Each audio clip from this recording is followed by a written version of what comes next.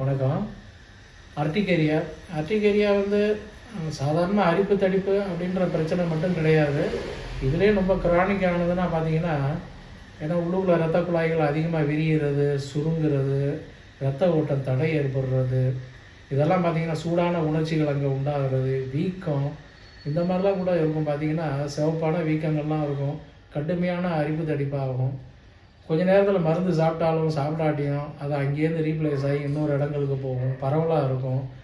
பார்த்திங்கன்னா இந்த தடிப்புகள் வந்து பலவிதமான வடிவங்கள்லாம் இருக்கும். பார்த்திங்கன்னா வட்ட வட்ட வடிவமாக இருக்கும், ரொம்ப சிவப்பாக இருக்கும், ரொம்ப சின்ன சின்ன புள்ளிகளாக இருக்கும், இல்லை ஒரு குறிப்பிட்ட இடத்துல அதிகமான ஒரு பாதிப்பை காட்டக்கூடியதாக இருக்கும். மேலும் பார்த்திங்கன்னா இந்த மாதிரி அர்டிகேரியா வந்து புறச்சூழ்நிலைகள் காரணமாக இருக்கிறதும் உண்டு. உதாரணத்துக்கு பார்த்திங்கன்னா சூழ்நிலை காரணம்னு பார்த்திங்கன்னா நிறையா இருக்குது. ஏன்னா இன்றைய காலகட்டத்தில் அந்த புறச்சூழ்நிலையில் உள்ள விஷயங்கள்லாம் தவிர்த்து நம்ம வாழ முடியாது. அதனால் இந்த அலர்ஜியோடு இருக்கிறவங்க ஒரு நல்ல மருந்தை தேடி சாப்பிட்றது தான் புத்திசாலித்தனம். ஒரு சாதாரண சீதோஷ்ண நிலை கூட இதுக்கு ஒவ்வாததாக இருக்குது. அதிகமான ஒரு வெயில், பனிக்காலங்கள், சில பேருக்கு அதிகமான மழை தண்ணி பட்டால் கூட இந்த மாதிரி அலர்ஜிலாம் வரும். மேலே டேங்கெல்லாம் க்ளீன் பண்ணாமல் அந்த மாதிரி தொட்டி தண்ணியில் குளிக்கிறது, குளங்களில் குளிக்கிறது, அசுத்த நீர்களில் குளிக்கிறது, இதெல்லாம் கூட ரொம்ப ஒரு கஷ்டத்தெல்லாம் ஏற்படுத்துறதெல்லாம் கூட உண்டு. அதனால் இந்த அர்டிகேரியா எப்படிலாம் வரும் அப்படின்றது இன்னும் ஒரு புரியாத ஒரு புதிராக இருக்குது. இன்னும் ஹார்மோன்ஸனால் ஏற்படக்கூடிய பிரச்சனைகளாலும் இந்த பிரச்சனைகளும் இருக்கிறதும் உண்டு. உதாரணத்துக்கு போய் பார்த்திங்கன்னா தைராய்டு போன்ற விஷயங்கள், மேலும் பார்த்திங்கன்னா உணவில் வந்து பால் ஒவ்வாமை, கறி, மீன், கோழி, முட்டை கூட ஒவ்வாமை, இந்த மாதிரிலாம் நிறையா இருக்குது. அதனால் குடும்பம் வரைக்கும் நம்ம ஆடம்பரமான உணவுகள்லாம் தவிர்த்துட்டு பழங்கள், காய்கறிகள்லாம் கொஞ்சம் தேடி சாப்பிட்றது ரொம்ப அவசியமாகுது. இதில் காய்கறிகள்லேயும் கூட தொல்லைகள்லாம் கூட உண்டு. காய்கறிகளில் பார்த்திங்கன்னா முக்கியமாக கத்திரிக்காய், நிலத்தடி கிழங்குகள், இந்த மாதிரி வகைகள்லாம் கொஞ்சம் அவாய்ட் பண்ண வேண்டியது. குறிப்பாக பார்த்திங்கன்னா எலுமிச்சம்பழம் இதெல்லாம் கூட தவிர்த்துறது ரொம்ப நல்லது. மேலும் பார்த்திங்கன்னா இந்த மாதிரி ஊறுகாயெல்லாம் சாப்பிடாதீங்க. இந்த அரிப்பு தடிப்புக்கு ஒரு அற்புதமான ஒரு கஷாயமாக உங்களுக்கு நான் சொல்கிறேன். இந்த அரிப்பு தடிப்புக்கு படத்தை காட்டி சொல்ல வேண்டிய அவசியமே கிடையாது. ஏன்னா நாயுருவி அப்படின்றது எல்லாருக்கும் ஒரு தெரிஞ்ச ஒரு தாவரம் தான்.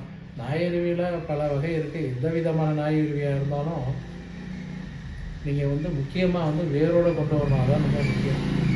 இலைகள், அந்த மேலே இருக்க தண்டு பாகத்தெல்லாம் தவிர்த்துட்டு அடிவேறு பார்த்திங்கன்னா கிட்டத்தட்ட ஒரு 2 ஜான் நீளத்துக்கு இருக்கும். அந்த அளவுக்கு உள்ள ஒரு தோற்றம் உள்ள ஒரு தாவரங்கள்லாம் கூட உண்டு. அதனால் நல்லா முத்தின செடியாக பார்த்து வேர்களாக கொண்டு வந்துடுங்க.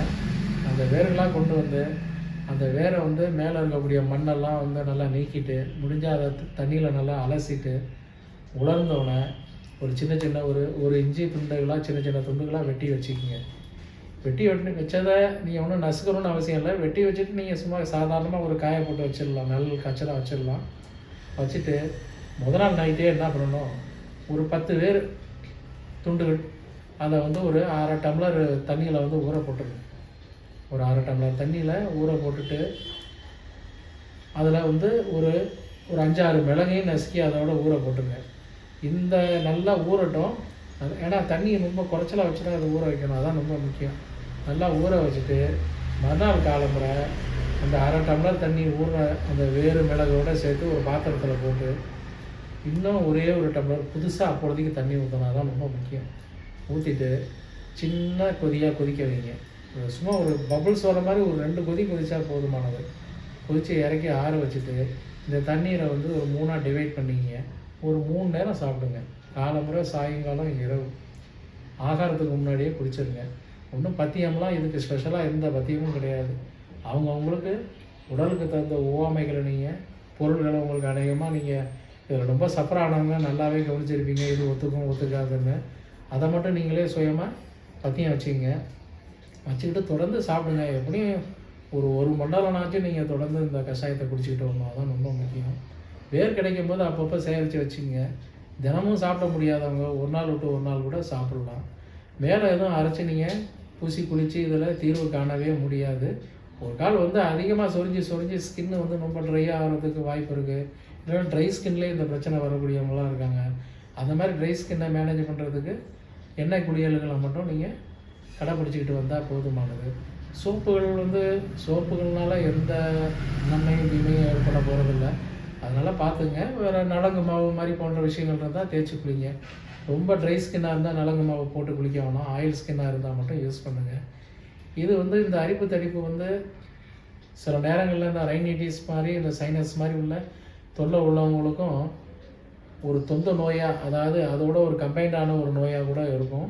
அந்த மாதிரி அலர்ஜி உள்ளவங்க அதுக்கு தகுந்த மாதிரி மருந்து தேடி சாப்பிட்றது ரொம்ப அவசியமாகுது. ரெண்டாவது, இந்த மாதிரி ஆரம்ப அரிப்பு தடிப்புன்றது பின்னாடி வர வேண்டிய நோய்க்கான ஒரு அறிகுறியாக கூட இருக்கும். அதெல்லாம் என்னான்னு கரெக்டாக பார்த்து டயக்னோஸ் பண்ணி அதுக்குள்ள மருந்துகளை தேடி சாப்பிட்றதும் ரொம்ப புத்திசாலித்தனம்.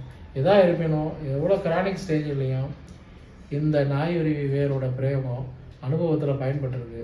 நன்றி, வணக்கம். மேலும் நிறைய பேர் சப்ஸ்கிரைப் பண்ணாமல் இருக்கீங்க. அதனால் தயவுசெய்து சப்ஸ்கிரைப் பண்ணுங்கள். நன்றி, வணக்கம்.